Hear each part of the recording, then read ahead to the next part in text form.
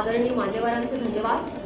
नागपूर जिल्हा विधीज्ञ संघटनेतर्फे संघटनेचे सहसचिव श्री वासुदेव कापसे यांना मी विनंती करते की त्यांनी माननीय न्यायमूर्ती श्री A.S. तांदुरकर, न्यायमूर्ती मुंबई उच्च न्यायालय नागपूर खंडपीठ यांना शाल, श्रीफळ व स्मृतिचिन्ह देऊन त्यांचे स्वागत करावे।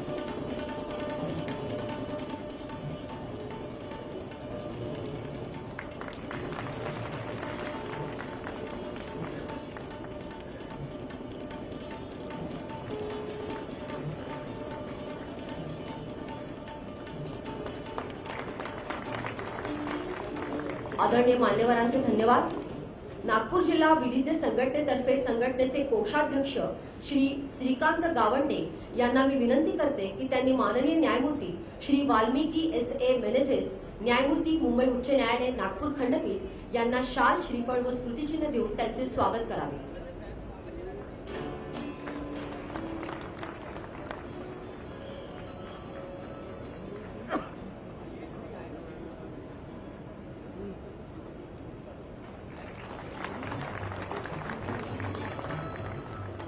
आदरणीय मान्यवरांचे धन्यवाद।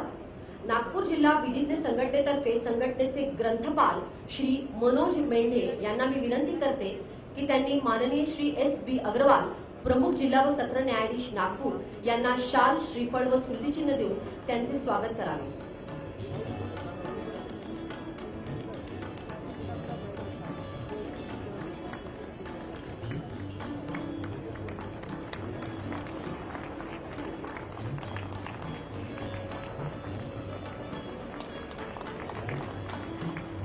आदरणीय मान्यवरांचे धन्यवाद।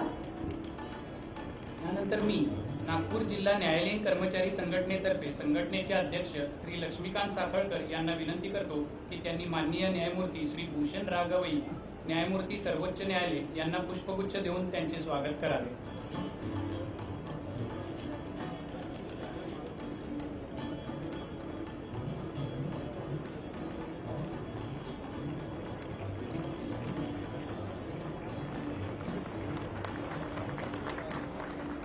धन्यवाद। नागपूर जिल्हा न्यायालयीन कर्मचारी संघटनेतर्फे संघटनेचे उपाध्यक्ष श्री प्रशांत तेलंगे यांना मी विनंती करतो की त्यांनी माननीय न्यायमूर्ती श्री संजय V. गंगापूरवाला, प्रभारी मुख्य न्यायमूर्ती मुंबई उच्च न्यायालय यांना पुष्पगुच्छ देऊन त्यांचे स्वागत करावे।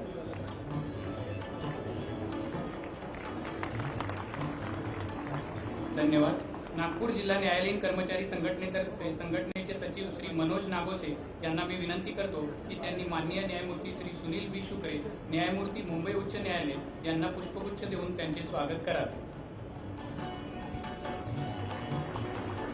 धन्यवाद। नागपूर जिल्हा न्यायालयीन लघुलेखक संघटनेतर्फे संघटनेचे अध्यक्ष श्री विजय गणोरकर यांना मी विनंती करतो की त्यांनी माननीय न्यायमूर्ती श्री भूषण राघवई, न्यायमूर्ती सर्वोच्च न्यायालय यांना पुष्पगुच्छ देऊन त्यांचे स्वागत करावे।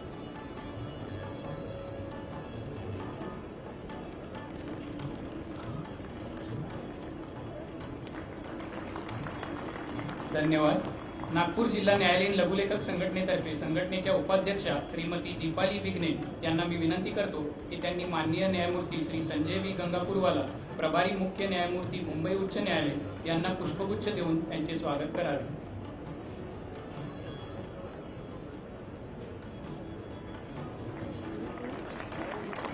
धन्यवाद। नागपूर जिल्हा न्यायालयीन लघुलेखक संघटनेतर्फे संघटनेचे सचिव श्री संजय लिखितकर यांना मी विनंती करतो की त्यांनी माननीय श्री देवेंद्रजी फडणवीस, उपमुख्यमंत्री महाराष्ट्र राज्य यांना पुष्पगुच्छ देऊन त्यांचे स्वागत करावे।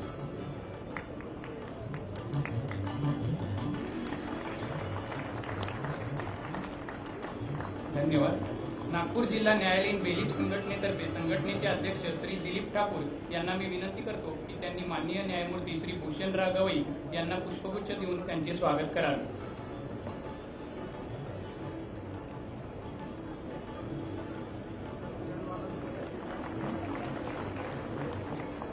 धन्यवाद। नागपूर जिल्हा न्यायालयीन चतुर्थ श्रेणी कर्मचारी संघटनेतर्फे संघटनेचे अध्यक्ष श्री गजानन गुलाने यांना मी विनंती करतो की त्यांनी माननीय न्यायमूर्ती श्री भूषण राघवई यांना पुष्पगुच्छ देऊन त्यांचे स्वागत करावे।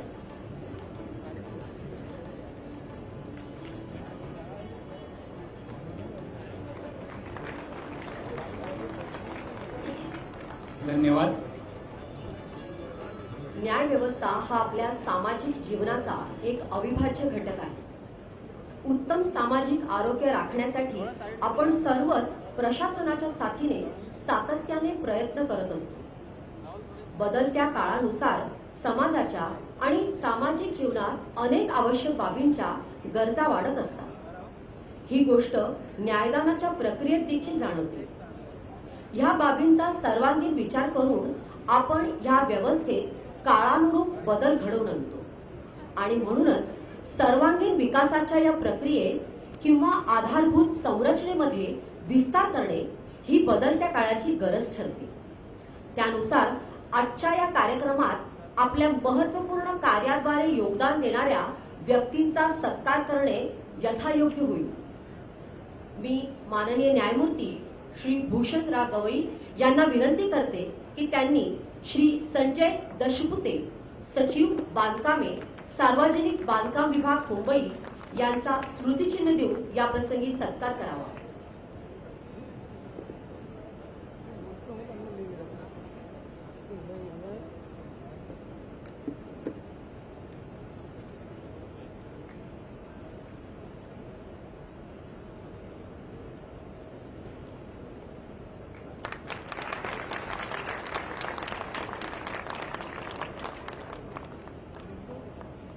धन्यवाद.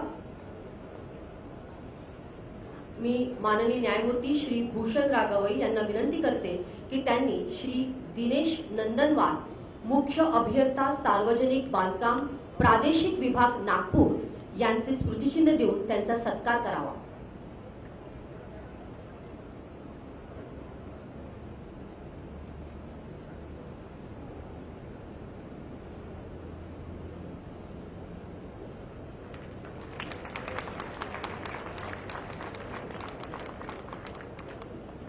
धन्यवाद.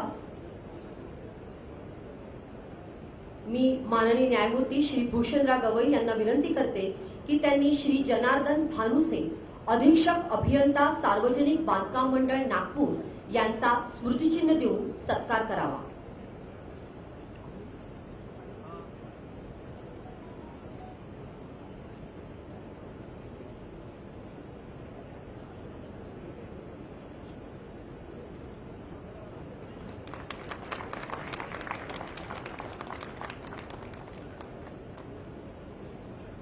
धन्यवाद.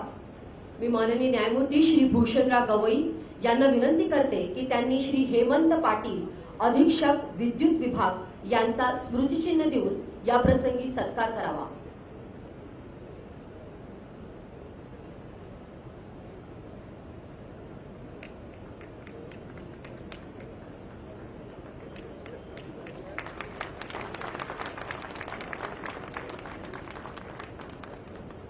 धन्यवाद.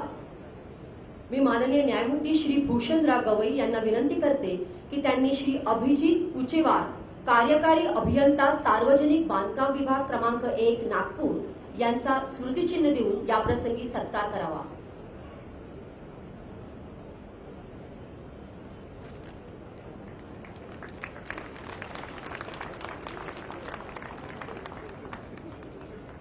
धन्यवाद. मी माननीय न्यायमूर्ती श्री भूषणराव गवई यांना विनंती करते की त्यांनी श्री संजय उपाध्ये, उपविभागीय अभियंता सार्वजनिक बांधकाम उपविभाग क्रमांक 1 नागपूर यांचा स्मृतिचिन्ह देऊन सत्कार करावा.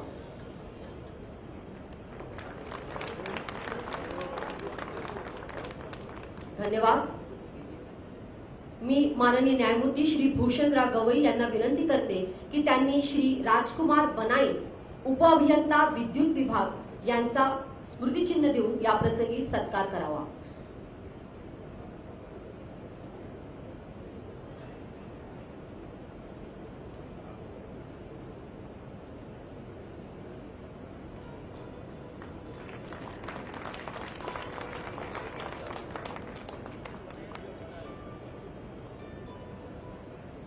धन्यवाद. मी पुन्हा न्यायमूर्ती श्री भूषणराव गवई यांना विनंती करते की त्यांनी श्री राजेंद्र बारई, शाखा अभियंता, न्यायमंदिर शाखा नागपूर यांचा स्मृतिचिन्ह देऊन या प्रसंगी सत्कार करावा.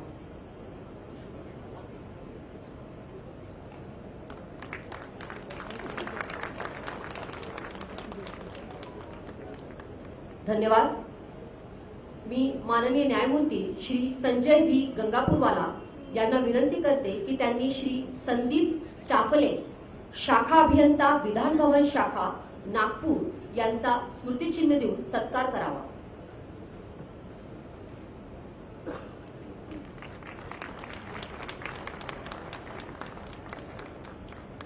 धन्यवाद।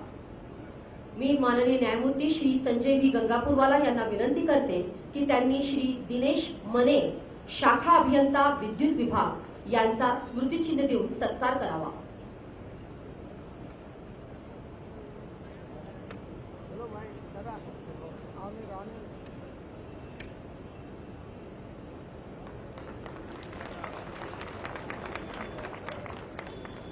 धन्यवाद।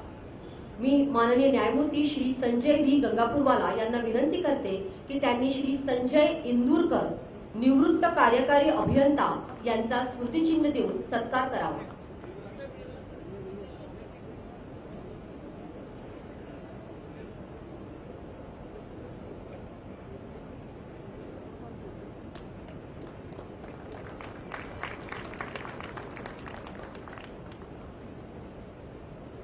धन्यवाद।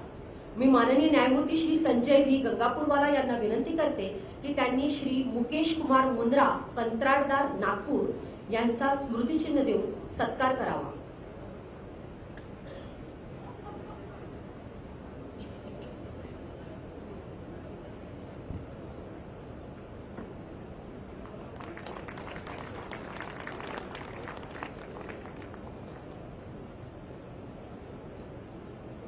धन्यवाद।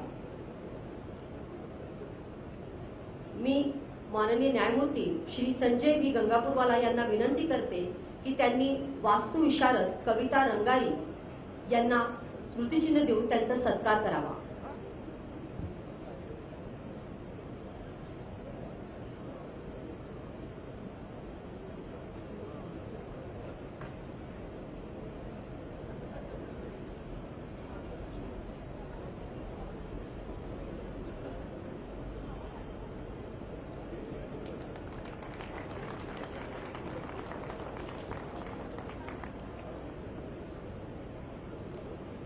धन्यवाद। मी माननीय न्यायमूर्ती श्री संजय व्ही गंगापूरवाला यांना विनंती करते की त्यांनी या नवीन वास्तूंचे प्रकल्प व्यवस्थापक श्री जावेद असलम यांचा स्मृतिचिन्ह देऊन सत्कार करावा।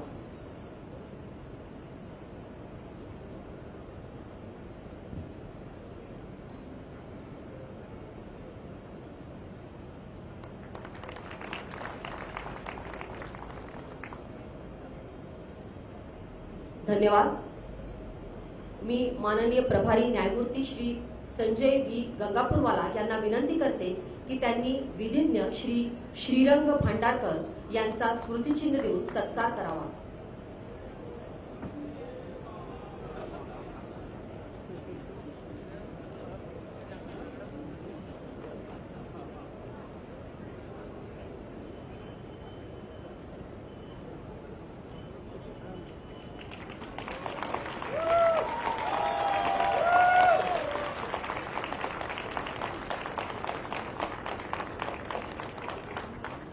धन्यवाद।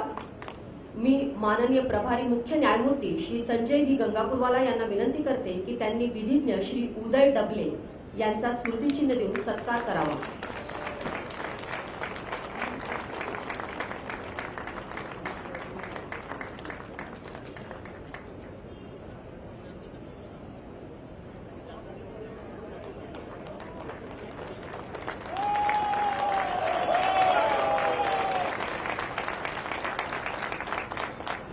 धन्यवाद। मी माननीय प्रभारी मुख्य न्यायमूर्ती श्री संजय व्ही गंगापूरवाला यांना विनंती करते की त्यांनी विधिज्ञ श्री कमल सतुजा यांचा स्मृतिचिन्ह देऊन सत्कार करावा।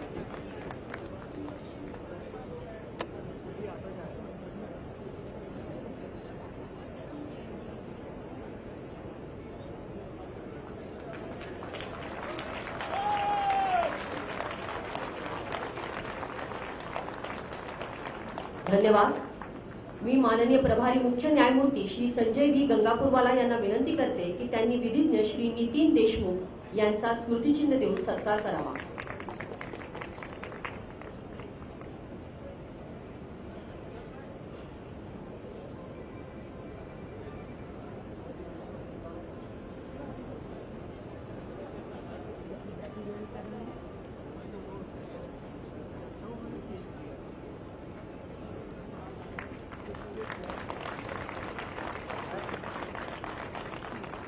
धन्यवाद. I request all the honorable dignitaries to be seated.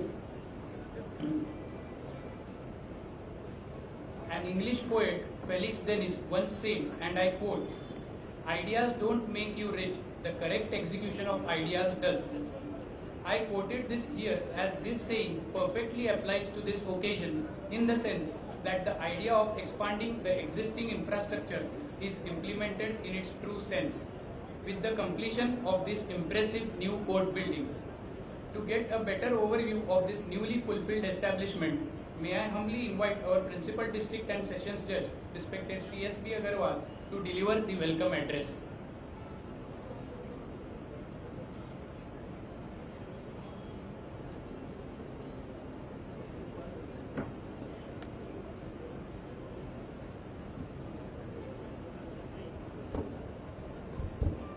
Judge, Supreme Court of India, Honorable Shri Nitin G. Gadakari, Union Minister, Government of India, Honorable Shri Devendra Fadnavis, Deputy Chief Minister and Law Minister, Government of Maharashtra, Honorable Shri Justice Sanjay V. Gangapurwala, Acting Chief Justice, Bombay High Court, Honorable Shri Justice S.B. Shukre, Judge, Bombay High Court, Honorable Shri Justice A.S. Chandurkar, Judge, Bombay High Court, Honorable Chief Justice Valmiki S.A. Menezes, Judge, Bombay High Court, Mr. Roshan Bagre, President of the District Bar Association, Nagpur, Honorable Judges of the Bombay High Court, my brother and sister judges, members of the Bar Association, and all other dignitaries and invitees. A very good morning to all of you, and I humbly welcome all the dignitaries and invitees on the dais and off the dais. It is indeed my great privilege and honor to be part of this grand inaugural function. A famous Canadian author and philosopher, Machona, once said, "Spring is the proof that there is beauty in new beginnings." Now, we are in the month of spring, and it is a season of rebirth. The new building is that rebirth and beauty, which I am sure will be a benchmark for beginning our work with more energy and enthusiasm. Today, we are witnessing the glorious opening of the new building of the District Court Nagpur, providing new facilities and much improved infrastructure and learning environment for the legal fraternity. In the past, when the space was limited, this court was still able to deliver quality work. However, with the advancement of technology and increased judicial work, the existing structure looked insufficient. A new court building was most needed to reduce the huge pendency of cases in Nagpur. Therefore, in order to mitigate the hardship and to fulfill the need, it was decided to have a new building in the premises of the existing District Court Nagpur. This new building is a multi-storied structure having ground plus 9 floors. There are 11 lifts with maximum capacity of 20 persons each, 26 court halls with air conditioning facility and a spacious conference hall.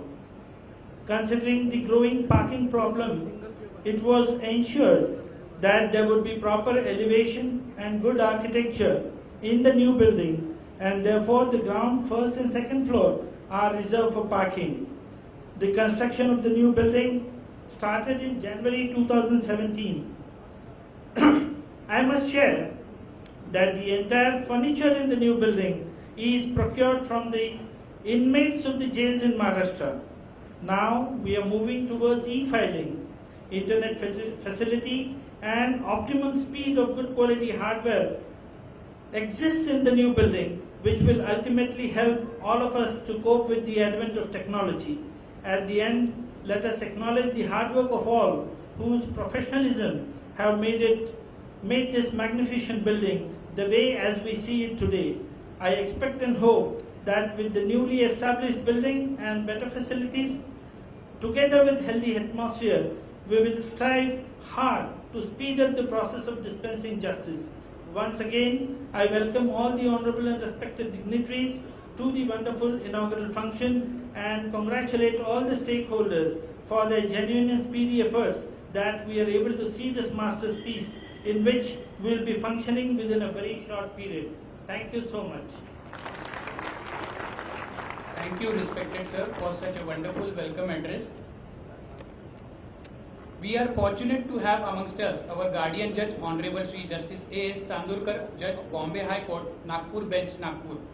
As we have gathered today for inauguration of the new building, I must share that His Lordship has authored 2 books, namely the Maharashtra Municipal Council Nagar Panchayats and Industrial Townships Act 1965 and the Maharashtra Rent Control Act 1999. On this note, I humbly invite Honorable Shri Justice A.S. Chandurkar to guide us on this occasion.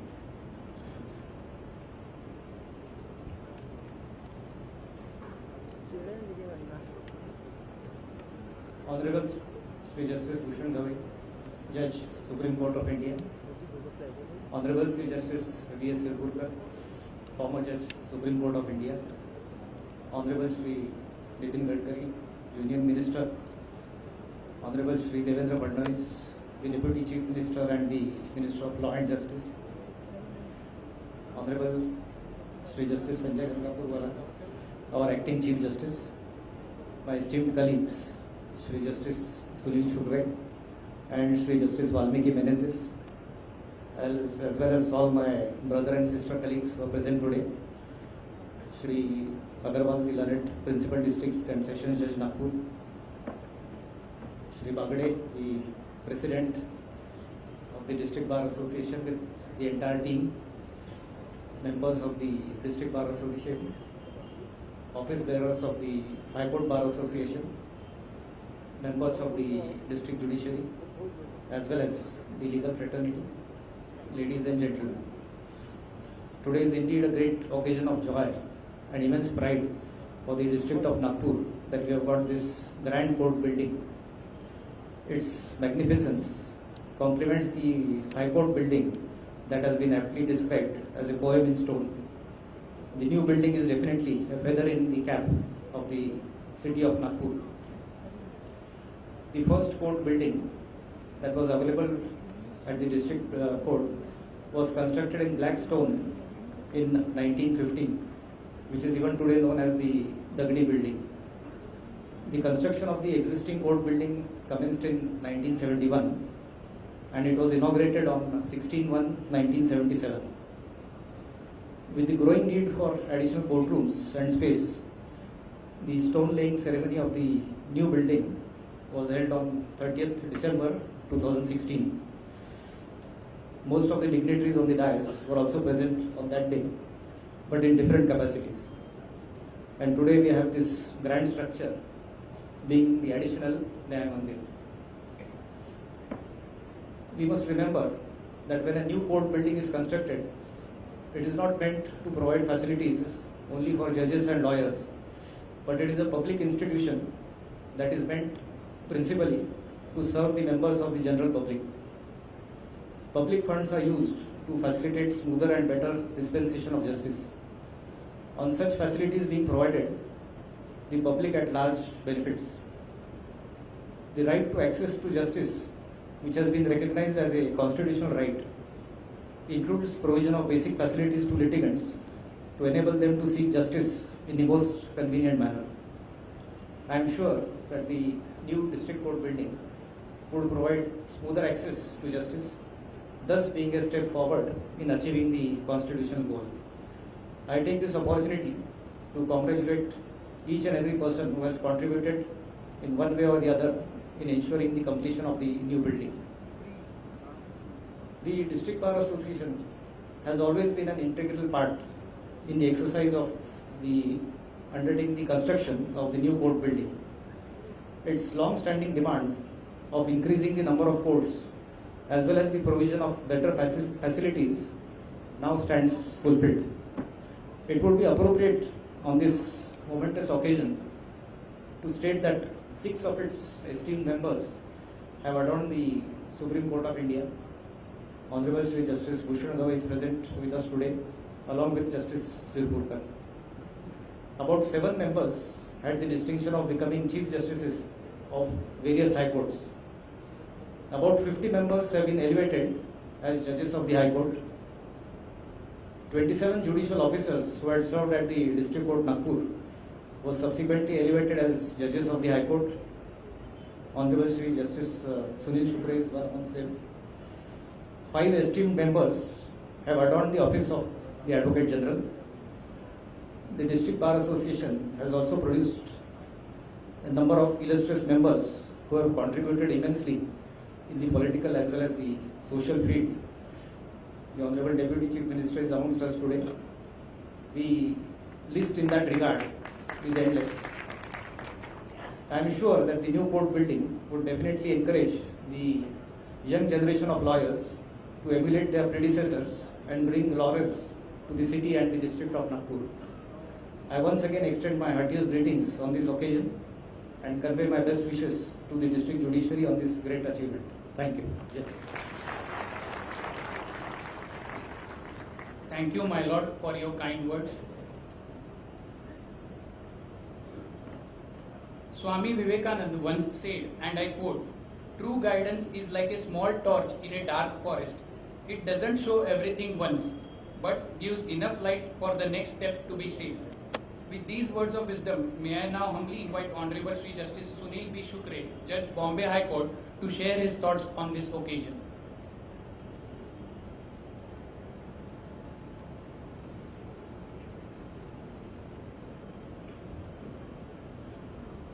Good morning to all of you. Honorable Shri Justice Bhushan Gawai, Judge, Supreme Court. Honorable Shri Justice Sirpurkar, former Judge, Supreme Court. Honorable Shri Gadakari, Union Minister of Transport and Highways. Honorable Shri Fadणवीस, Deputy Chief Minister, State of Maharashtra. Honorable Shri Justice Sanjay Gangapurwala, Acting Chief Justice, Bombay High Court. Honorable Shri Atul Chandurkar, Administrative Judge and Senior Guardian Judge for Nagpur District. Honorable Shri Valmiki Menezes, Guardian Judge for Nagpur District. Brother and sister judges of Bombay High Court who are present here. Mr. S.B. Agrawal, Principal District Judge and members of the Judiciary, Shri Sadrani, Registrar and members of the Registry. Aparna Agrawal Ma'am, Income Tax Commissioner, Dr. V.P. Nitinkar, Collector Nagpur, Mr. Rahul Pandey, Chief Information Commissioner, Shri Atul Pandey, President High Court Bar Association and his team, Shri Roshan Bagre, President District Court Bar Association and his team, members of Bar Council, senior advocates, dignitaries, and also officers of all the officers of the PWD who are present here. Ladies and gentlemen, I consider myself to be privileged to be here with all you, with you all in this inaugural function of the District Court Annex Building. I am greatly thankful to District Court Bar Association and the District Judiciary for having invited me here and having given me this opportunity of being witness to the grand spectacle of District Court Nagpur, expanding its infrastructural as well as judicial horizons. And this is all happening in the auspicious presence of Honorable Shri Justice Bhushan Gawai, Judge, Supreme Court, who, true to his impressive personality, is a towering figure in the judicial field of India and whose judgments are a fine balance between the idealism, realism and pragmatism, and from whom I have learned art of writing not too long, not too verbose and not too less judgments. This is also happening in the auspicious presence of Honorable Shri Justice Gadakari, Union Minister, under whose leadership every nook and cranny of India today is well connected with all major cities of India. And also in the auspicious presence of Honorable Shri Fadणवीस, Deputy CM, Honorable Shri Sanjay Gangapurwala, Acting Chief Justice, Honorable Shri Atul Chandurkar, Honorable Shri Justice Valmiki Menezes, Judges of the Bombay High Court, which I consider what is called a Dugdha Sharkara Yog, a coincidence of milk and honey coming together. Our ancient texts consider Dugdha Sharkara Yog to be very auspicious and say that any beginning made at such auspicious time results in bringing about all-round happiness, satisfaction and fulfillment. I have no doubt in my mind that with the dedication of this annex building to the people, a new phase of justicing is going to begin, and there is going to be a paradigm shift in dispensation of justice. There is one more pleasant coincidence today, the coincidence of having with us same dignitaries here who were also the dignitaries on the day when Bhumi Pujan or the stone laying ceremony was performed. This is a rare yoga and it has only enhanced the spirit of Dugdha Sharkara Yoga. Of course, this building has not come up without its own trials and tribulations. There were many difficulties faced and experienced in shifting existing courts, and then there were also difficulties experienced on account of onset of COVID pandemic. Ultimately, this building has been completed, and it is there for all of us to see. It's a grand building, and I congratulate and give my greetings to all of you, including us. This building, I would say, is a fine example of cooperation between the governments, the state judiciary headed by High Court of Bombay, office bearers of bar associations, members of bar council, and those who were performing in the field. We cannot forget the fact that it is only the cooperation between men that has led to progress of humanity. Bertrand Russell, the British philosopher, has stated, and I quote, "The only thing that will redeem mankind is cooperation," unquote. But to my mind, it is not easy to find cooperation everywhere and every time. Rather, there are occasions when we see only conflicts and conundrums. Cooperation can occur only when there is conviction in mind that nobody can get there unless everybody gets there. This conviction was very much here, and that is why today this auspicious moment has arrived for all of us to soak ourselves in the glory of this building and ultimately in the glory of justice. There is a bigger question, however, that all of us have to think over and make an attempt to provide effective answer to it. The question is, how are we going to take justice to the doorsteps of those who are in need of justice? A modern building like this certainly helps in giving effective justice, as it provides a disturbance-free and peaceful atmosphere to pursue cause of justice. But having a good building and excellent infrastructural facilities only would not be enough for implementing the concept of justice to the doorsteps. The judiciary and the members of bar have to reach out to the backward, to the tribals, to the downtrodden, and many of whom who are not even aware that some injustice is being done to them. There is lack of awareness about various governmental schemes, about the rights available to the lowest of the low under various laws, about the duties which are required to be performed by the official machinery towards them, and the remedies available under the law for removal of injustice being done to them.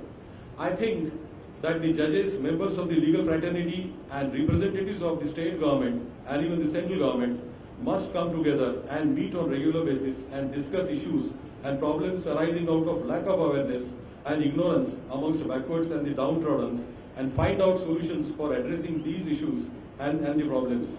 There are also other issues, as for example, explosion of docket, lesser number of judges, inadequate technical support, such as non-availability of strong internet services in some areas, because of which effective use of modern technology for speedy trial of cases cannot be made, rising number of jail inmates and lack of space in the prisons to accommodate the prisoners, and the way, this is very important, and the way we conduct the cases before the court today, which is leading to consumption of longer judicial time for per case disposal and so on.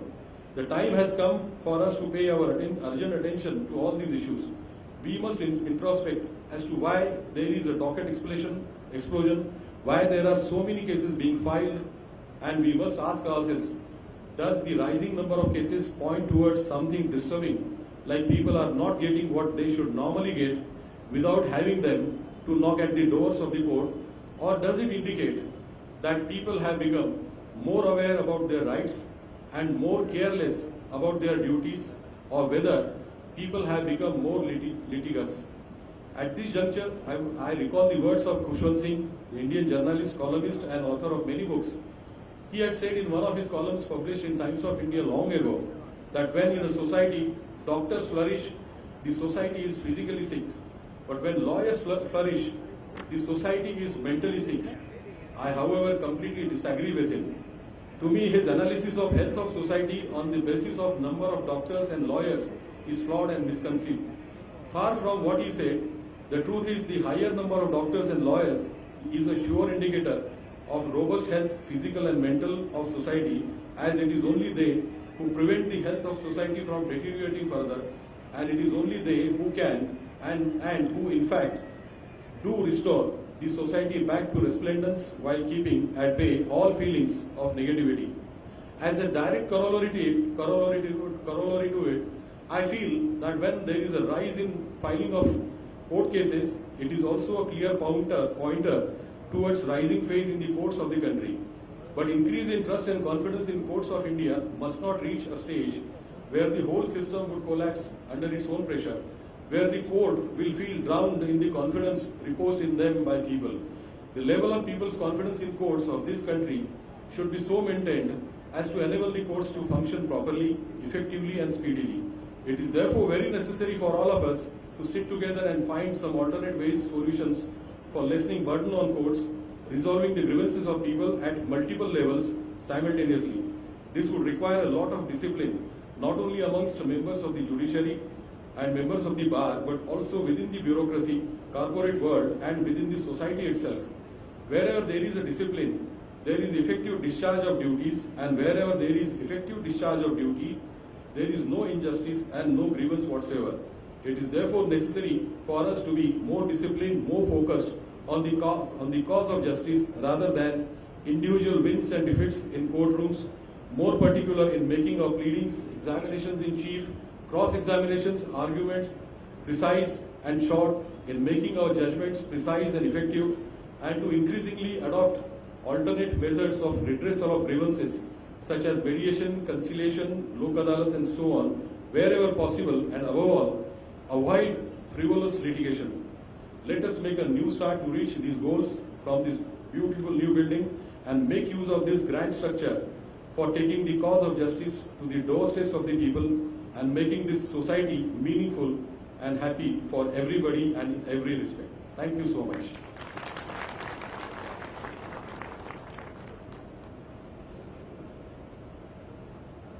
Thank you, my lord, for enlightening us. Henry Ford once said, and I quote, "Coming together is a beginning, keeping together is progress, working together is success." Today, as we are celebrating the success of our collective efforts, may I now humbly invite Honorable the Acting Chief Justice Sanjay V. Gangapurwala to enlighten us on this auspicious occasion.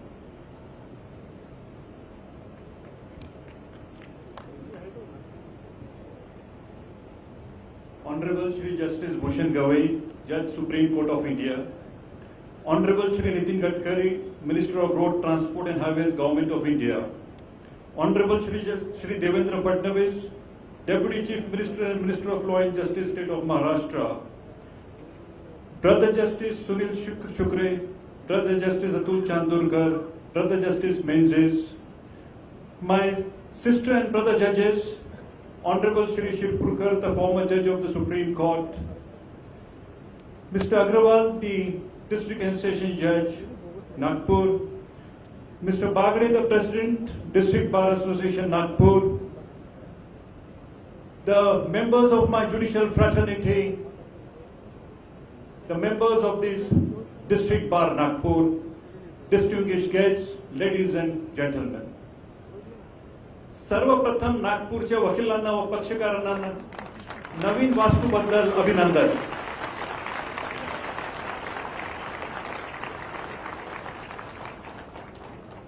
On behalf of the Maharashtra State Judiciary, as a Karta of it, I extend a warm welcome to all of you at the ceremonial opening of the new District and Sessions Court building.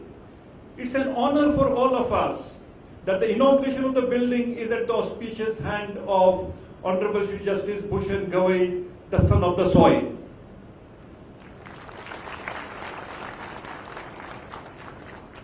the gracious presence of Shri Nitin Gadkari, the Union Minister for Road and Transport, Shri Devendra Fadnavis, the Deputy Chief Minister and the Law Minister of the state, amongst many other dignitaries on and off the dais, has added grandeur to this function. One of the fundamental tenets of Constitution is access to justice. Ergo, to provide access to justice, adequate infrastructure needs to be provided to the courts. The presence of the state-of-art infrastructure would guarantee that litigants are able to navigate, interact, and communicate efficaciously. The judicial infrastructure has to adapt to the changing times, changing circumstances, and changing environment. The courts will have to be made artificial intelligence friendly. Artificial intelligence can be put to use to improve the efficiency of justice administration system. Nagpur, being a metropolitan and cosmopolitan city of the state of Maharashtra, and also because of the huge pendency of the cases, the issue of space crunch in the district court establishment had arisen, which include deficient court halls, space for record keeping, lack of proper infrastructure, security or requisite amenities, and so on. The existing infrastructure was insufficient, and thus arose the need for an extended building of the district court.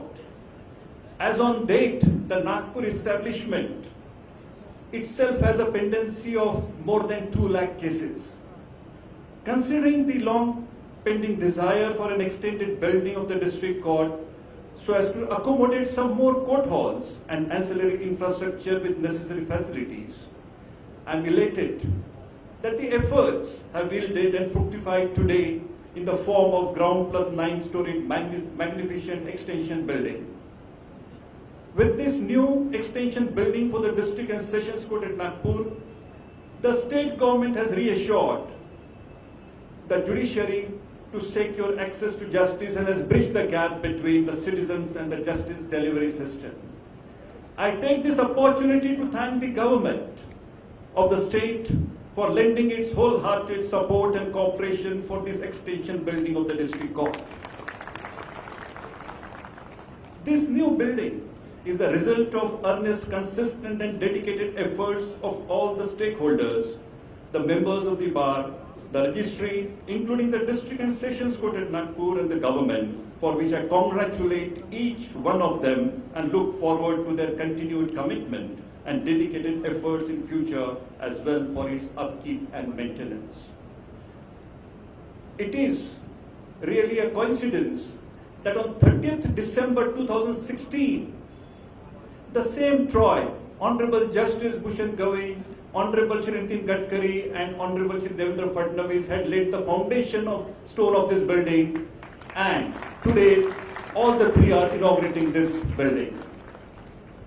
Before concluding, I would express my gratitude to all those who have contributed their valuable time and tireless efforts, either directly or indirectly, in the ultimate culmination of this new, beautiful, state-of-the-art extended building.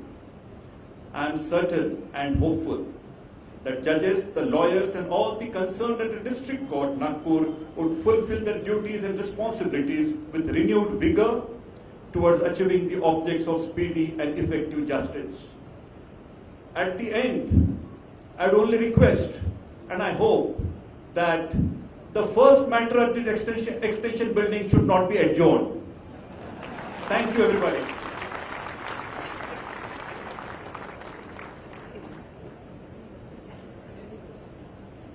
Thank you, my lord, for encouraging and motivating all of us. यशाचा आनंद साजरा करण्यासाठी माणसाला अडचणींची गरज असते.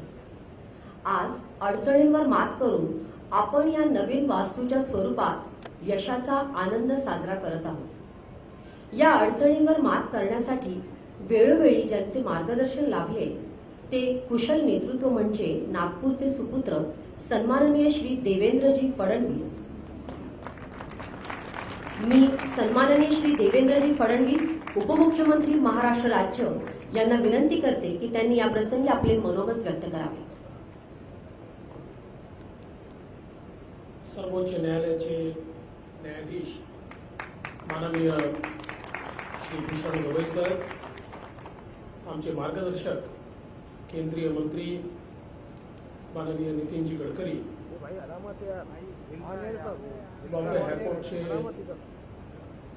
प्रभारी chief justice माननीय श्री संजय गंगापूरवाला, सन्माननीय न्यायमूर्ती श्री सुनील शुक्रे जी, सन्माननीय न्यायमूर्ती श्री अब्दुल चांदूरकर जी, सन्माननीय न्यायमूर्ती श्री वाल्मिकी मेनेजेस जी, आपले पीडीजे श्री श्रीनिवास अग्रवाल जी, आपल्या डीबीएचे अध्यक्ष रोशन बागडे जी, या ठिकाणी उपस्थित बॉम्बे हायकोर्टचे सन्मान्य न्यायमूर्ती, त्याचप्रमाणे विशेष रूपाने उपस्थित आदरणीय श्री शिरपूरकर साहेब, उपस्थित सर्व अधिकारी, सर्व डिस्ट्रिक्ट बार असोसिएशनचे आजी माजी पदाधिकारी आणि उपस्थित सर्व वकील भगिनी आणि बंधूंनो, आज खरोखर अतिशय आनंदाची गोष्ट आहे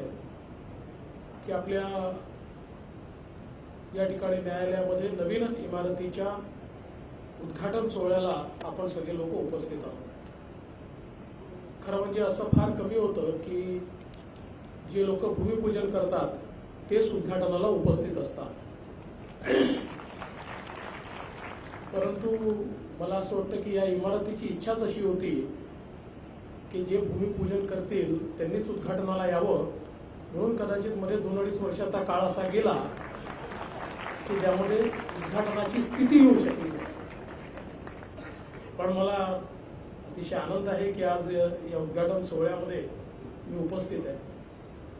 खरं तर अनेक लोकांनी ही इमारत तयार व्हावी याकरता मेहनत घेतली आहे, मोठं कॉन्ट्रीब्युशन दिलं आहे.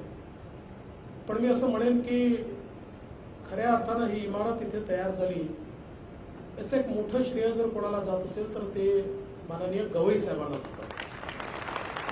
मला आठवतं की मी मुख्यमंत्री असताना गवई साहेबांचा मला फोन आला आणि त्यांनी सांगितलं की अशी अशी इमारत आपल्याला बांधायची आहे. आणि त्यानंतर मला आठवतं आमचे नितीन तेलगोटे आहेत, उदय आहे, डबले, त्यानंतर प्रकाश आहे, असे बरेच लोक, आपले डीबीएचे सगळे लोक, असं एक मोठी टीम त्यांनी माझ्याकडे पाठवली. आणि त्यानंतर आम्ही ठरवलं की ही इमारत बांधायची आहे. आणि स्वतः गवई साहेबांनी त्या ठिकाणी त्याचं डिझाईन कसं असलं पाहिजे, त्याच्यामध्ये काय काय असलं पाहिजे याच्याकडे लक्ष दिलं. आणि एवढंच नाही तर वकिलांची देखील एक कमिटी तयार केली की ज्या कमिटीने त्याच्यामध्ये त्यांच्या काय अपेक्षा आहेत या अपेक्षा सांगितल्या पाहिजे. म्हणजे आपण अनेक वेळा स्टेक होल्डर्स कन्सल्टेशन म्हणतो, तसं सगळ्या प्रकारचं स्टेक होल्डर्स कन्सल्टेशन ही इमारत बनवताना त्या ठिकाणी गवई साहेबांच्या नेतृत्वात झालेलं आपण बघितलं. आणि अतिशय चांगली इमारत या ठिकाणी तयार झाली आहे. फक्त मला आता त्या इमारतीच्या लिफ्टमध्ये बसून एकदा वर जाऊन बघायचं आहे, कारण जुन्या इमारतीच्या लिफ्ट आपल्याला सगळ्यांना माहिती आहे की ज्या लिफ्टबद्दल नेहमी आपण गमतीने असं सांगतो की या लिफ्टमध्ये सगळे लोक गेल्यानंतर लिफ्टमन सांगतो 2 लोक उडी मारा, आणि मग त्यांनी उडी मारली की ती लिफ्ट वर जाते. अशा प्रकारचा, म्हणजे आता मला माहित नाही, आता कदाचित लिफ्ट बदलली असेल तर मला त्याची कल्पना नाही. पण म्हणून मला आता तरी लिफ्ट चांगल्या लागल्या असतील, कारण आपण सगळ्या आपल्या बांधकाम करणाऱ्या सगळ्या लोकांचा, पीडब्ल्यूडीचा, इलेक्ट्रिकल डिपार्टमेंट सगळ्यांचा सत्कार केला. आणि मला अपेक्षाच आहे की चांगलंच काम हे निश्चितपणे या ठिकाणी झालं असेल. आणि खरं तर आपल्या डीबीएच्या सगळ्या लोकांचा, आपण पूर्व अध्यक्षांचा सत्कार केला आहे. सगळ्यांनी अतिशय ही बिल्डिंग व्हावी याकरता सातत्याने मेहनत केली, पाठपुरावा केला. आणि मला असं वाटतं की त्यामुळेच एक चांगली इमारत या ठिकाणी तयार झाली आहे. खरं तर माननीय न्यायमूर्तींनी अतिशय चांगलं मार्गदर्शन या ठिकाणी केलं आणि अतिशय योग्य प्रकारे सांगितलं की ही बिल्डिंग केवळ जजेस करता किंवा त्यांना काही सोय मिळावी किंवा केवळ वकिलांना सोय मिळावी याकरता नाही आहे, तर या माध्यमातून सामान्य माणसाला न्याय कसा मिळू शकेल या संदर्भातला प्रयत्न या इमारतीच्या माध्यमातून होणार आहे. आणि माननीय न्यायमूर्ती गंगापूरवाला साहेबांनी अतिशय चांगलं शेवटचा जो सल्ला दिला तो मला असं वाटतं बेस्ट सल्ला होता की किमान पहिली केस तरी ऍडजस्ट होऊ देऊ नका. पण सर हा सल्ला आपल्याला जजेसला तर द्यावा लागेल, पण वकिलांना जास्त द्यावा लागेल. हे ऍडजस्टमेंट होऊ देऊ नका. आणि मला विश्वास आहे, पण शेवटी हे सगळे इन्फ्रास्ट्रक्चर आपण तयार करतो कारण आपल्याला इन्फ्रास्ट्रक्चरमुळे एफिशियन्सी वाढते. खरं म्हणजे कोविडच्या पूर्वी आपण अनेक वेळा हा प्रयत्न करायचो की मोठ्या प्रमाणात डिजिटायझेशन झालं पाहिजे, मोठ्या प्रमाणात डिजिटल इन्फ्रास्ट्रक्चरचा वापर झाला पाहिजे. तो व्हायचा, पण कमी प्रमाणात व्हायचा. पण ज्यावेळी अशी एक पॅन्डेमिकची स्थिती आली त्यावेळी आपण म्हणतो की रायझिंग टू द ऑकेजन, तशा प्रकारे our judiciary rose to the occasion. आणि इतक्या मोठ्या प्रमाणात आपण सगळ्या डिजिटल इन्फ्रास्ट्रक्चरचा वापर सुरू केला आणि वकिलांनी देखील त्याला मोठ्या प्रमाणात रिस्पॉन्स दिला. आणि मग सुप्रीम कोर्ट असेल, हायकोर्ट असेल, काही प्रमाणात बाकी सगळ्या ज्युडिशियल इन्स्टिट्यूशन्समध्ये असेल, इतक्या मोठ्या प्रमाणात आपण त्या ठिकाणी ऑनलाईन हिअरिंग्स कंडक्ट केले. कुठेतरी अशा प्रकारच्या पॅन्डेमिकमध्ये पॅन्डेमिक आहे म्हणून सामान्य माणसाला न्याय मिळू नये, अशी स्थिती येऊ नये, याकरता त्यावेळी आपण जे काही केलं त्याचा फायदा असा झाला की आपण, मला असं वाटतं की डिजिटल इन्फ्रास्ट्रक्चरचा जो उपयोग कदाचित 5-10 वर्षात करत नव्हतो त्याच्या 4 पट जास्त उपयोग आता सुरू झाला. आणि now we have reach the next level, अशा प्रकारची स्थिती आली.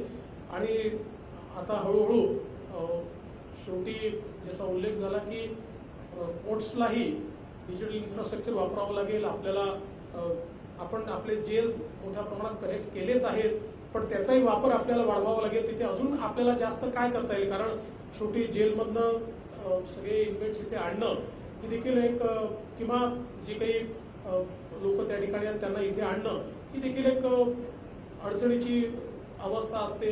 त्यामुळे त्यात आपल्याला काय चांगलं करता येईल, त्याला जास्त चांगल्या प्रकारे कसं करता येईल, याला आता आपल्याला गती देणं शक्य आहे. आणि ही गोष्ट खरी आहे की साधारणपणे महाराष्ट्रामध्ये आपण गेल्या काही वर्षांमध्ये, विशेषतः 2014 साली मी मुख्यमंत्री झालो आणि त्याच वेळेस लॉ अँड ज्युडिशरी मिनिस्ट्री देखील लॉ अँड जस्टिस मिनिस्ट्री देखील मी माझ्याकडे ठेवली. आणि तेव्हापासून आपण मोठ्या प्रमाणात ज्युडिशियल इन्फ्रास्ट्रक्चरला ॲलोकेशन देखील वाढवलेलं आहे. म्हणजे आपण जर बघितलं तर अगदी म्हणजे जी अपेक्षा आहे की 1% पोहोचलं पाहिजे त्याच्यात जवळ पोहोचलो आहे. कदाचित पुढच्या वर्षीपर्यंत 1% पलीकडे आपण निश्चितपणे त्या ठिकाणी चालले जाऊ. म्हणजे मला सांगताना आनंद वाटतो की सरकार आल्यानंतर गेल्या 8 महिन्यामध्ये आम्ही 40 कोर्ट बिल्डिंग्स आणि निवासस्थानांना मान्यता दिली आहे 1302 कोटी रुपयाच्या. आणि त्याकरता प्रोव्हिजन देखील आम्ही केलेली आहे. आणि एक आमचा चांगला समन्वय माननीय उच्च न्यायालयाशी आहे. त्यांच्याकडनं जी काही प्रायोरिटी येते ती प्रायोरिटी कधीच आम्ही थांबवत नाही. त्याला जेवढ्या लवकरात लवकर मान्यता देता येईल आणि त्याला निधी देता येईल तो देण्याचा प्रयत्न हा महाराष्ट्रामध्ये आपण करतो. महाराष्ट्र एक अतिशय पुरोगामी राज्य आहे आणि या राज्यामध्ये न्याय व्यवस्था देखील तेवढीच पुरोगामी असली पाहिजे. आज आपण बघतोय की या सगळ्या आपल्या विकासाच्या व्यवस्थेमध्ये आज न्याय व्यवस्थेचा एक मोठा रोल आहे. आपल्या इथे इतक्या मोठ्या प्रमाणात आज इन्व्हेस्टमेंट येते.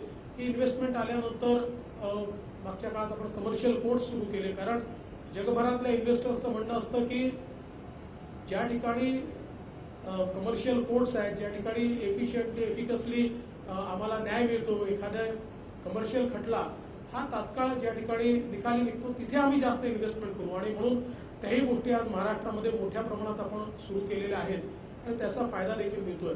पण हे सगळं होत असताना शुक्रे साहेबांनी देखील ज्याचा उल्लेख केला त्याचाही विचार आपल्याला थोडा करावा लागेल की लिटिगेशन्स कमी कसे होतील. म्हणजे त्यात काही प्रमाणात सरकार देखील मला असं वाटतं दोषी आहे, कारण आम्ही देखील सगळ्यात मोठे लिटिगंट. म्हणजे एक आपल्याला गमतीची गोष्ट या ठिकाणी, गमतीची म्हणण्यापेक्षा ती जास्त सिरियस आहे की एक साधारणपणे एक महिनाभरापूर्वी आमच्याकडे एक मॅटर मंत्रिमंडळापुढे आलं. आणि मॅटर काय होतं तर 95-96 साली एक अवॉर्ड झाला होता की ज्याच्यामध्ये आम्हाला 5 कोटी रुपये द्यायचे होते कॉन्ट्रॅक्टरला, आणि ते आम्ही दिले नाही म्हणून मंत्रिमंडळासमोर प्रस्ताव आला होता. हायकोर्ट झालं, सुप्रीम कोर्ट झालं, सगळं होऊन त्यांना 300 कोटी रुपये द्यायचा प्रस्ताव होता. म्हणजे त्यावेळी जर 5 कोटी रुपये दिले असते तर काय झालं असतं. पण आम्ही आमच्याकडे काय असतं की अधिकारी प्रत्येकाला असं वाटतं की आपल्या अंगावर कशाला घ्यायचं, चालू द्या लिटिगेशन असं चालत ते सुप्रीम कोर्टापर्यंत जातं. आणि मग 2 रुपयाच्या ऐवजी 200 रुपये आम्ही देतो आणि म्हणून याही संदर्भात मागच्या काळामध्ये आपण आर्बिट्रेशन हे स्वीकारलं आणि मोठ्या प्रमाणात महाराष्ट्रामध्ये ज्यावेळेस मी मुख्यमंत्री होतो त्यावेळेस आपण आर्बिट्रेशन सुरू केलं. पण आर्बिट्रेशन हे अधिक इफेक्टिव्हली आपल्याला कसं करता येईल, ते अधिक टाइम बाउंड आपल्याला कसं करता येईल, याचा देखील विचार हा आपल्याला करावा लागेल. आणि म्हणून त्याही दृष्टीने मला असं वाटतं की माननीय उच्च न्यायालयाचं, सर्वोच्च न्यायालयाचं ची मदत ही त्याच्यामध्ये देखील लागेल, जेणेकरून ऍटलिस्ट सरकारचं लिटिगेशन म्हणजे आता मोठ्या प्रमाणात आम्ही जमीन अधिग्रहण करतो आणि जमीन अधिग्रहण केली आता त्याला तर आपण 4 पट 5 पट पैसे देतो, पण तरी देखील ज्या दिवशी अधिग्रहण होतं त्याच दिवशी कोर्टामध्ये जाण्याची तयारी सुरू होते आणि मग ते एक लॉंग प्रोसेस असते आणि त्याच्यानंतर व्याजासहित पैसे द्यावे लागतात. तर या सगळ्या गोष्टी आपल्याला कशा टाळता येतील की जेणेकरून सरकारच्या अशा प्रकारच्या लिटिगेशन्सपेक्षा सामान्य माणसाला आपल्याला कशा प्रकारे मदत करता येईल, या सगळ्या गोष्टींचा अभ्यास होण्याची आवश्यकता आहे. त्याच्यामध्ये हे लिटिगेशन्स कमी करण्याकरता काय करता येईल याचा देखील प्रयत्न हा निश्चितपणे आपल्याला करावा लागेल. आज या निमित्ताने खरं म्हणजे या सगळ्या कोर्ट परिसराशी खूप आठवणी आमच्या जुडलेल्या आहेत. अगदी कॉलेजच्या जीवनापासून आणि सगळ्यात जास्त आठवणी तर या आहेत की वर्षभरात 4-5 आंदोलनं करायचे, केसेस लागले की बेल घ्यायला इथे यायचं, कधी आपली बेल कधी लोकांची बेल. त्याच्यामुळे सगळ्या दगडी कोर्टांमध्ये उभं राहून त्या ठिकाणी म्हणजे वकिलीपेक्षा त्या ठिकाणी बेल घेण्याचं कामच जास्त घेत नाही. गडकरी साहेबांनी घेतल्यात खूप बेल या ठिकाणी, कारण आम्ही सगळे हेच धंदे करायचो. आपलं 135 लागला सगळ्यांना की चालले आपले सगळे लोक. पण मला असं वाटतं की त्यातही एक वेगळा आनंद होता, कारण त्या काळामध्ये कोर्टात आलं की बेल वगैरे तर ते छोट्याशा केसेस असायच्या, 5 मिनिटात बेल व्हायची, पण त्याच्यानंतर मग इथली पाटोडी वगैरे खेळायचा आनंद घ्यायचा, गप्पा मारत बसायचं, हे सगळं त्या काळामध्ये खूप अनुभवलेलं आहे. आणि म्हणून मला माहित नाही आता तशीच पाटोडी मिळते का, पण मिळत असेल असा आपण त्या ठिकाणी विचार करूया. आणि म्हणून आज उद्घाटनाच्या निमित्ताने आलो आहे, पण पाटोडी मिळत असेल तर पुढच्या वेळी ती खाण्याकरता नक्की या ठिकाणी येईल. आणि या निमित्ताने मी माननीय गवई साहेबांना, माननीय गंगापूरवाला साहेबांना किंवा आपले प्रभारी जजेस आहेत, चांदूरकर साहेब असतील, या ठिकाणी मेडेजिस साहेब असतील, शुक्रे साहेब असतील, यांना सगळ्यांना आश्वस्त करू इच्छितो की महाराष्ट्र सरकार हे पूर्णपणे ज्युडिशियल इन्फ्रास्ट्रक्चर करता आम्ही कमिटेड आहोत. ज्या काही प्रायोरिटीज आपल्याकडनं येतील that will be our topmost priority. त्याला पूर्ण निधी उपलब्ध आम्ही करून देऊ, हा विश्वास मी आपल्याला देतो. आणि विशेषतः एक उल्लेख मला या ठिकाणी केला पाहिजे की हे सगळं करत असताना त्यावेळी आमचे नागपूरचे पालकमंत्री चंद्रशेखरजी बावनकुळे यांनी देखील याच्यामध्ये खूप लक्ष घातलं आणि त्यांनी देखील मोठ्या प्रमाणात सगळ्यांना म्हणजे हे काम वेगानं झालं पाहिजे याकरता देखील प्रयत्न केला. त्यामुळे त्यांचा देखील उल्लेख या निमित्ताने करतो. सगळ्यांना मनापासून धन्यवाद देतो आणि या कार्यक्रमामध्ये या ठिकाणी उपस्थित राहण्याची संधी आपण दिली त्याबद्दल आभार मानून माझे 2 शब्द संपवतो. जय हिंद, जय महाराष्ट्र. आपण म्हटल्याप्रमाणे महाराष्ट्र हे पुरोगामी राज्य आहे आणि न्यायव्यवस्था ही पुरोगामी असली पाहिजे.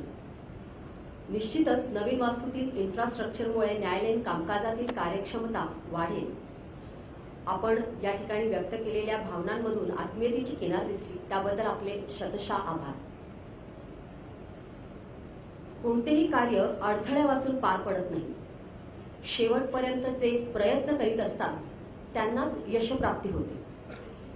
या वास्तूच्या बांधकामापासून पूर्णत्वाला येण्यापर्यंतच्या प्रवासात अनेक अडथळे आले, परंतु ज्यांच्या अथक प्रयत्न, इच्छाशक्ती आणि कुशल नेतृत्वामुळे सदर वास्तूचे बांधकाम जलद गतीने पूर्ण झाले ते नागपूरचे आणखी एक सुपुत्र म्हणजे सन्माननीय श्री नितीनजी गडकरी.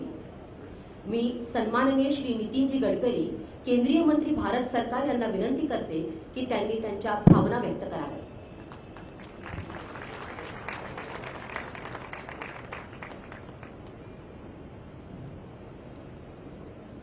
सर्वोच्च न्यायालयाचे माननीय न्यायमूर्ती भूषण गवई साहेब, उपमुख्यमंत्री देवेंद्र फडणवीस, प्रभारी मुख्य न्यायाधीश उच्च न्यायालय श्री संजय वी गंगापूरवाला, माननीय न्यायमूर्ती श्री सुनील शुक्रे, माननीय न्यायमूर्ती श्री अतुल चांदूरकर, माननीय न्यायमूर्ती श्री वाल्मीकि एस मंजस, माननीय प्रमुख जिल्हा व सत्र न्यायाधीश श्री श्रीनिवास बी अग्रवाल, आदरणीय शिरपूरकर साहेब, सर्व उपस्थित मान्यवर न्यायाधीश महोदय, जिल्हा वकील संघाचे अध्यक्ष रोशन बागडे, उपस्थित मान्यवर बंधूंना आणि भगिनी,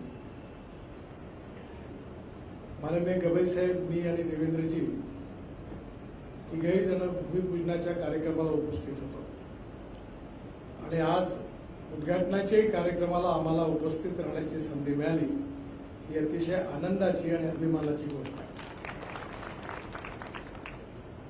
या न्यायालयाच्या या बिल्डिंगच्या आधी जी बिल्डिंग होती त्याच्या उद्घाटनाच्याही कार्यक्रमाला मी होतो. त्यावरती त्यावेळी न्यायमूर्ती तुळजापूरकर किंवा न्यायमूर्ती कोतवाल त्या कार्यक्रमाला आले आणि त्यांचं उत्तम भाषण पण आठवतं. त्यानंतर मी बांधकाम मंत्री असताना या बिल्डिंगचं इन्स्पेक्शन करायला आलो आणि संपूर्ण बिल्डिंग पाहिल्यानंतर मी चीफ इंजिनियर आणि आर्किटेक्टला बोलावलं होतं आणि मी त्यावेळी आर्किटेक्टला प्रश्न विचारला होता की तुम्ही मॅट्रिक्युलेट की आर्किटेक्ट आहात, तुमची डिग्री बोगस आहे की खरोखर, असा मला संशय वाटतो. कारण किती चुकीची आणि घाणेरडी बनवता येईल तशी ती बिल्डिंग झाली.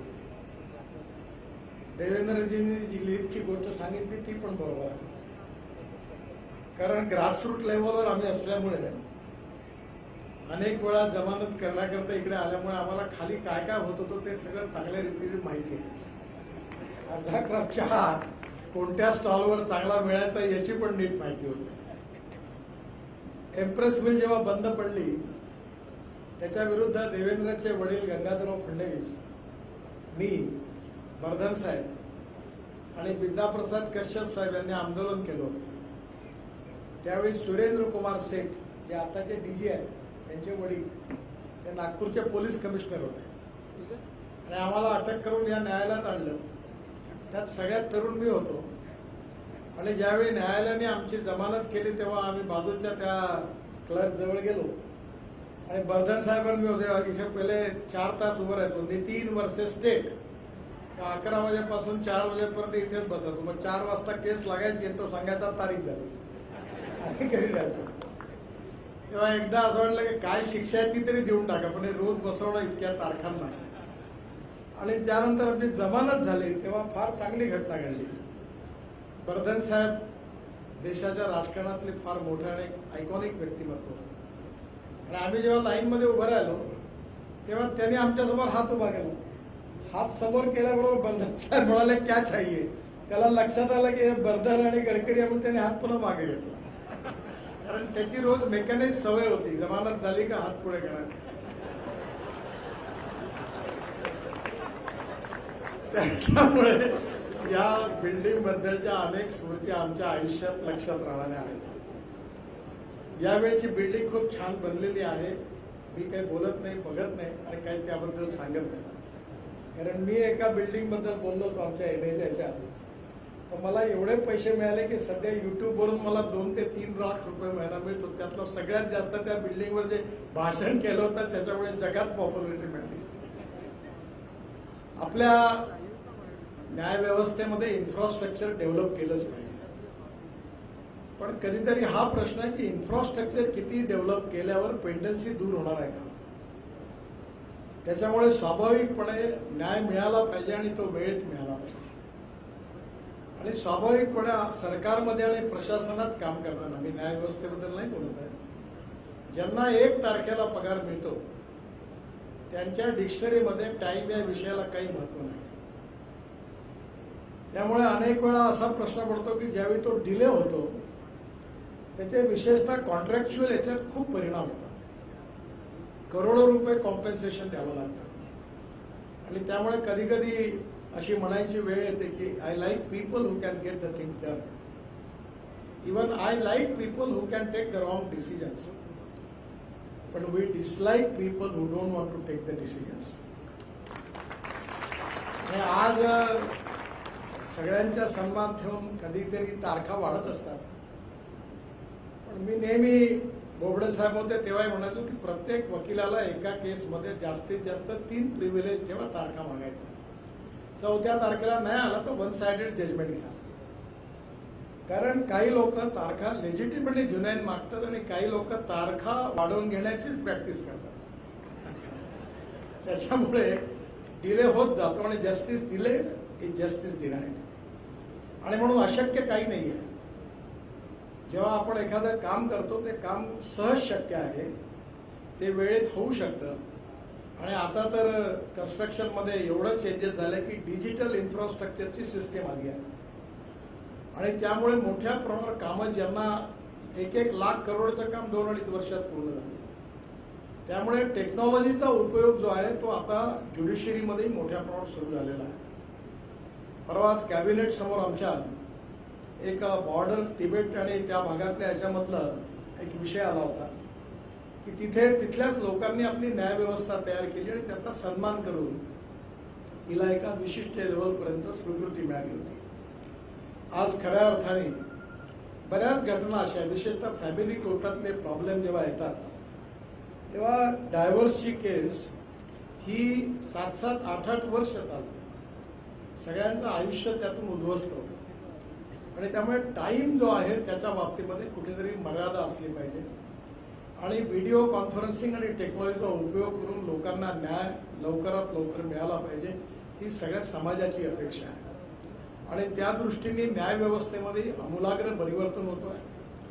सरकारच्या सहकार्यामुळे कोर्ट चांगले होतात आहेत.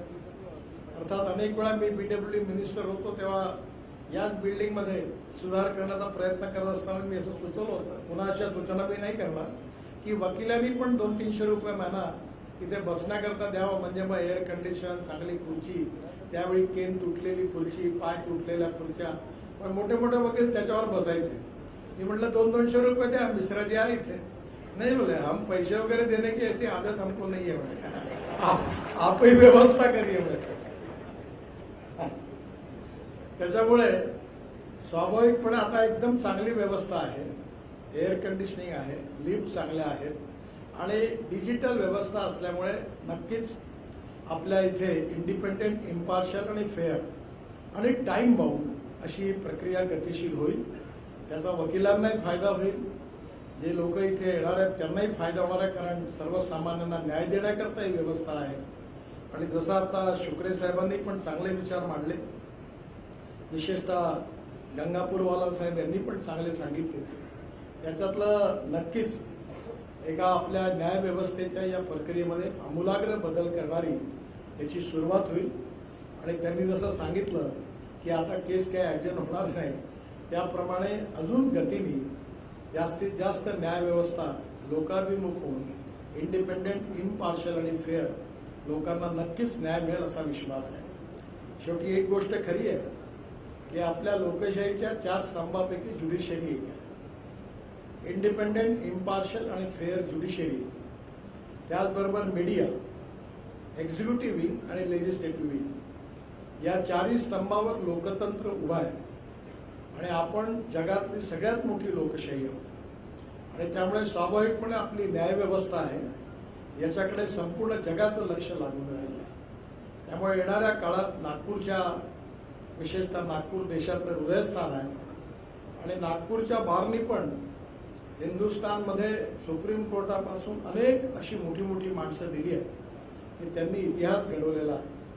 आणि मला विश्वास आहे की निश्चितपणे आज माननीय गवई साहेबांच्या मार्गदर्शनाने ही बिल्डिंग उभी झालेली आहे.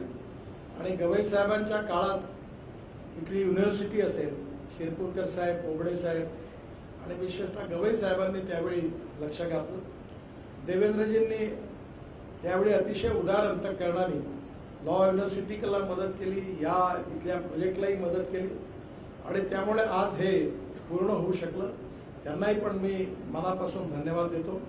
आणि गवई साहेबांचा सगळा इनिशिएटिव्ह या बाबतीतला कधी काही आवश्यकता असेल तर आम्हाला फोन करून त्यांनी आदेश दिला की काही करून हे झालं पाहिजे. त्यांच्या प्रयत्नांमुळे खऱ्या अर्थाने यात खूप चांगल्या सुधारणा झाल्या. त्यांनाही पण मी धन्यवाद देतो. आणि पुन्हा एकदा विजय वकील आहेत, अतिशय ॲक्टिव्ह सगळी मंडळी आहेत, त्यांच्या सगळ्यांच्या प्रयत्नांनी एक चांगली बिल्डिंग नागपूरला मिळाली. नागपूरचा सांसद म्हणून, खासदार म्हणून मलाही पण याचा अतिशय अभिमान आहे. त्या सगळ्या स्टेक होल्डर्सला मनापासून शुभेच्छा देऊन मी माझं बोलणं संपवतो. धन्यवाद.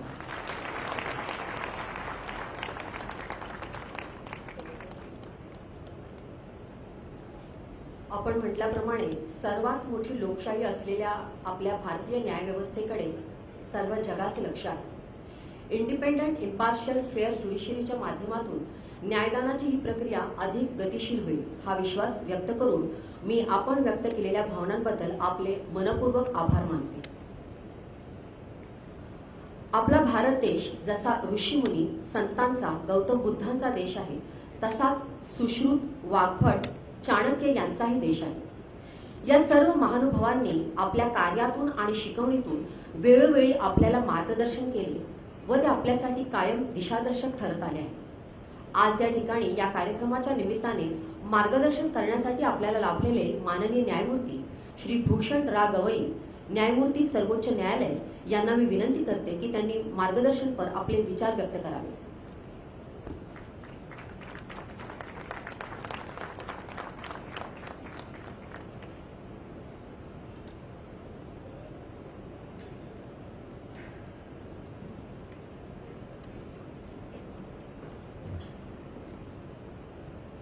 आदरणीय नितीनजी गडकरी,